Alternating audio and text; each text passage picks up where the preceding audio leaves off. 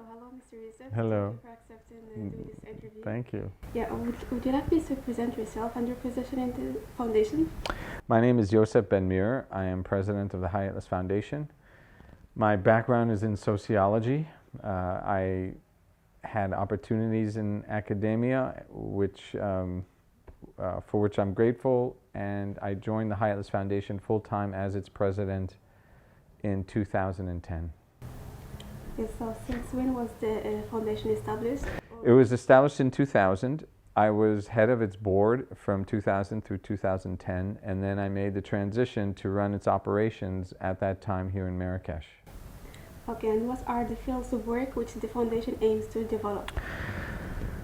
The Houria Chouhab Foundation is primarily, in fact, solely dedicated to projects that local communities identify. And because we work mostly in rural areas, most projects that we're involved with are connected in agriculture in some way. We plant trees, we partner with communities in their building of tree nurseries. We assist cooperatives in their growth. We help to certify organic.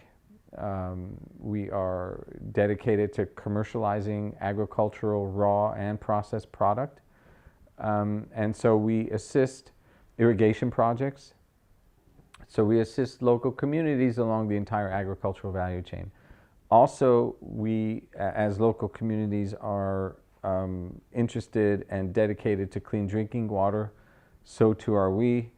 And we assist them in building their clean drinking water systems that are village-based but also centered at schools. A major focus of ours is women's empowerment, as you know, and as you have assisted us in multiple locations, and particularly a 4-day plus follow-up and training workshops, but launched by a 4-day empowerment workshop with women and girls.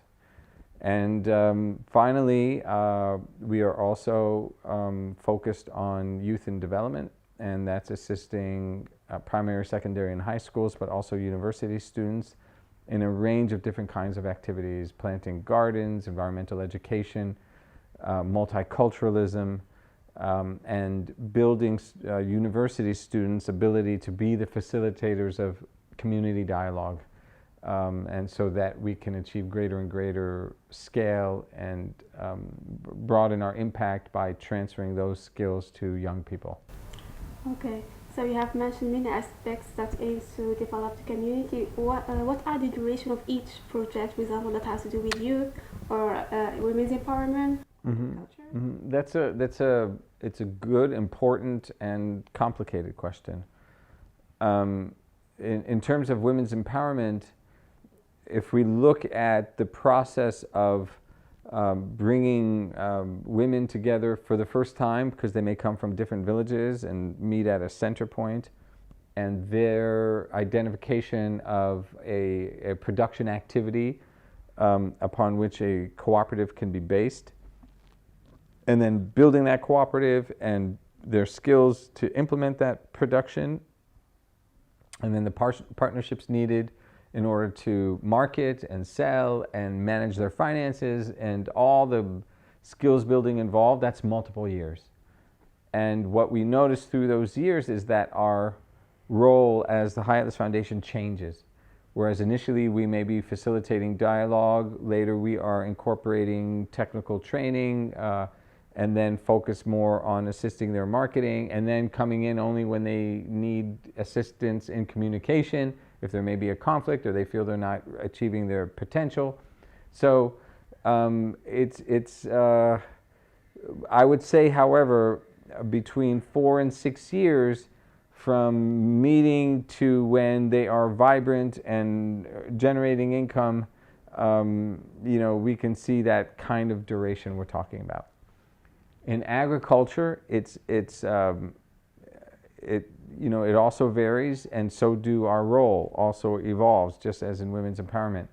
But I think too, that duration of, say, 3 to 7 years, depending on the relationships or situation or funding, or there's a lot of factors that go into the duration of a project. But I would say between, on the early side, 3 years, on the later side, 7 years, we should be able to achieve self-generating momentum and benefits that make it the interest for communities to maintain their projects. And so I would generally, rather than me sort of go down all the kinds of projects, those would be the early and the later ends of what sustainability may take in terms of community managed projects. Okay, so we see that it takes time to see the impact. How do you measure this impact on the community? Well, that's also key, and in order to measure, that means that data gathering has to be part of the entire process. We need to know where we start, we need to evaluate as we go, and so, but I would say this, that I mentioned a lot of transferring of skills and skills building. So too does monitoring and evaluation need to be a skill set that we build with our community partners. Yes, we need to monitor and know the impact of the work that we're doing, and and I think most organizations wish they could do better and better at that, because that's really what we have to understand in order to grow effectively, or grow at all even. But it's not something that we alone need to take responsibility for. That's also a community function, to monitor their projects and evaluate their ongoing needs and areas where they need to improve and reform and do better. And so if I could wish that if we do better in any one thing, it would be in measuring our impact and doing it in a way that is with the community and qualitative, and with measurements, and having a quantitative component, and really getting down to analyzing the validity of the outcomes that we see, and doing it in all places. And we'll never achieve what we all seek unless we are entirely dedicated every day to knowing the consequences of what we do. All right. So, Mr. Yossef, are these projects part of a national or international wider programs? That's a good question.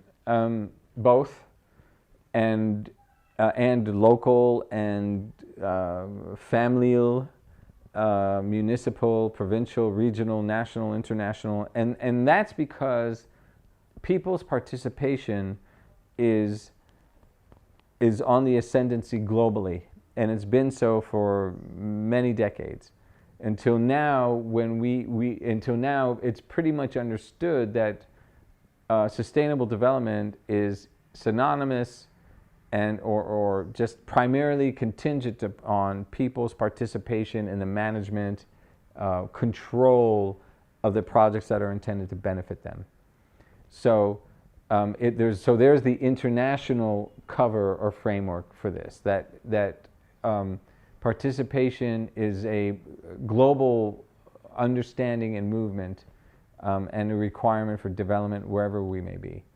Nationally, it's embedded in Morocco's laws. It's in its municipal charter. It's in its decentralization roadmap and charter. It's in the National Initiative for Human Development. It's in the primary frameworks to promote growth of the nation, people's participation, which is the core and really the entirety of the mission of the Houria Foundation. So there's a national framework and dimension for this. And that really informs the regional, provincial, and municipal levels going down. And so, and I would even say there's an Islamic framework for participation and development. And there's it permeates culture, social world, economic world, the political world.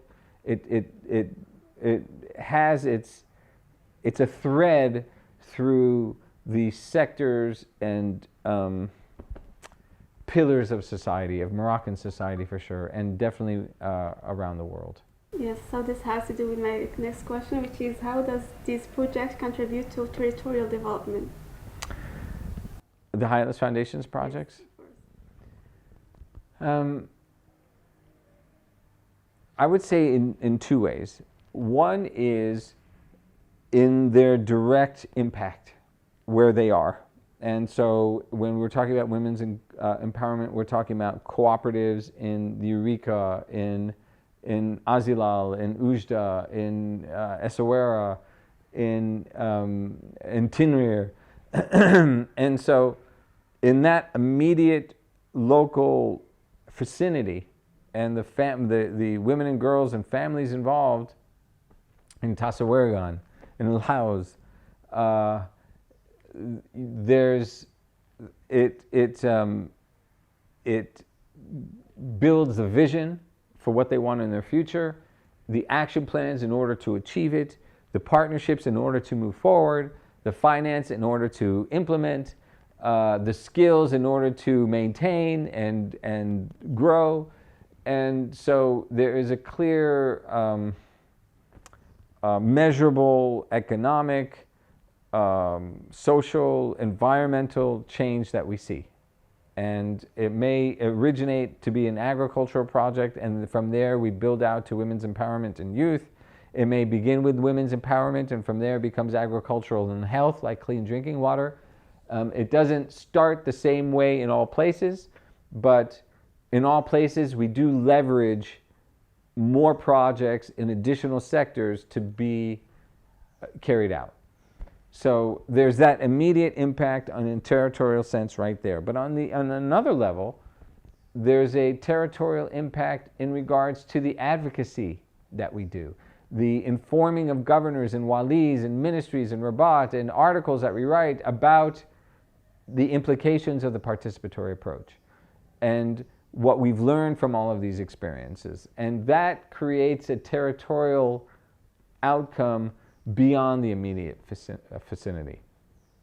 And that's key, because we need to create an even more conducive policy environment, one that gives even more funding and support and technical enhancements and a range of measures in order to enable communities to achieve even greater outcomes for themselves. So when you ask for about territorial impact, it's direct through the establishment of projects and the benefits they generate, and it's indirect through the advocacy and writing and publishing and speaking and meeting at all different levels and tiers of Moroccan society. All right, thank you. So you have mentioned that the Houria Atlas Foundation conducts workshops and activities all over Morocco. But what's the reason behind choosing the office in Marrakesh? That's another good question. When we started in 2000, prior to that, I was a Peace Corps volunteer in the early 90s. I was Associate Peace Corps Director in the late 90s. There was graduate school in between in there.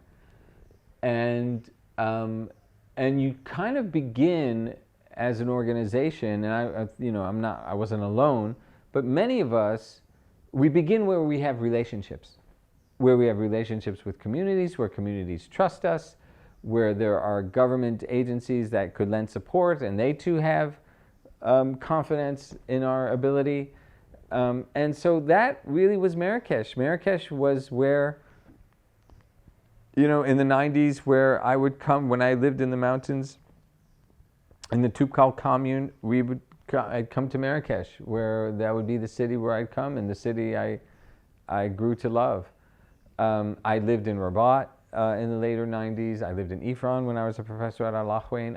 My first year as president of the Houria Atlas Foundation, we were actually in Casablanca, in Mohammedia. I lived in Casablanca, and our first office was in Mohammedia.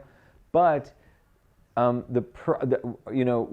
we have projects in multiple regions, in the Moroccan Sahara, in Oujda, and in Fez, in the north, and in the south, in Rashidia, in Essaouira, fine, but Marrakesh was, I guess, many of our first loves in terms of cities where we wanted to be. and seemed to be a center point for the communities, primarily and for this reason. It was a center point for so many of the communities whom we served. And it just so happened, and I've come to learn later, that many international partners appreciate us being in Marrakesh and not in the capital, because they know that we're here because it's closer to the people. And that's the truth of the matter. And so, ومازال ولفنا وبغينا مراكش. So that's important too. Yes, thank you, Mr. Yossef. So one last more question. Sure. What are your upcoming programs and projects? Our upcoming programs and projects is to continue to build our abilities in the agricultural value chain. And there are many ways that we do that. Organic fruit tree nurseries give the opportunity, like I mentioned leveraging. Nurseries give us the opportunity to build more partnerships, to strengthen cooperatives, to engage schools, to monitor for carbon credits. And so it's an important area of growth, but as is other aspects of the agricultural production process. And so building that out in more and more places with more and more activities in single places is important to us. Women's and girls' empowerment is key in all things, in all places, and our team is very much focused on implementing our methodology and improving upon it. And so that's and combining our what I said about agriculture, having women's cooperatives and drive that building out of the agricultural process as well. And so none of these areas are distinct or by themselves, but are certainly integrated. And I would say too that engaging university students in being agents of change is absolutely key. In Morocco, and globally, youth unemployment is well higher than national levels of employment, and in Morocco, the more education one receives, the more likely that person will be unemployed. Women's unemployment after they receive degrees is particularly startling and just egregiously high. And so focusing on university students to be the catalysts of participatory community planning, to be the women's empowerment trainers in rural places. They are aware of Mudawana, women's liberation, codified in Moroccan family code. They understand its statutes and opportunities and responsibilities, and whereas rural women do not have that level of awareness of their own rights. And so Moroccan urban women need to play a critical role in raising awareness and empowering Moroccan rural women. And so we are dedicated to those kinds of outcomes going forward. Okay, so as Mr. Yossef knows, when I had to do my internship, I chose another association, or let's say another entreprise. I didn't finish my whole week because I didn't find myself there. And I contacted my friend Rashid. I told him my... Montasir? Rashid البحث then Rashid Montasir. And he suggested that I apply for High Atlas Foundation. And I came and I felt myself here and I integrated from the first moment I came here. I've spent a very good 4 months. I didn't feel like it was 4 months, just like 10 days or something like that. I loved the activities that were conducted here. The staff are just like so helpful. They are like always ready to share information. And so is Mr. Yossef. He never says no to when I ask him something. So it was a really good experience to be at High Atlas Foundation, to be a volunteer at High Atlas Foundation. I've always appreciated, I know women's empowerment workshops are, they're intense, they're over a long period of time, and and incredibly rewarding. And so you going to them and writing about them as you have done are things that I'll remember. And of course, I'll always remember going to Essaouira and that incredible day of just a hugely emotional day where we gathered the Muslim people, Christian people, Jewish people, and all of their different sites. It was just something I'll never forget. And it was Ramadan, of course, and meeting her father.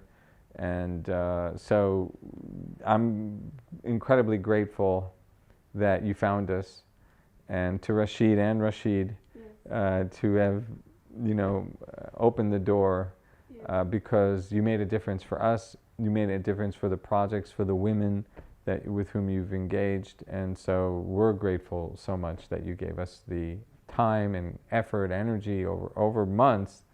And so thank you, Houria, for that. Yossef. And I'm grateful for these 4 months, like really. Thank you so much. Thank you.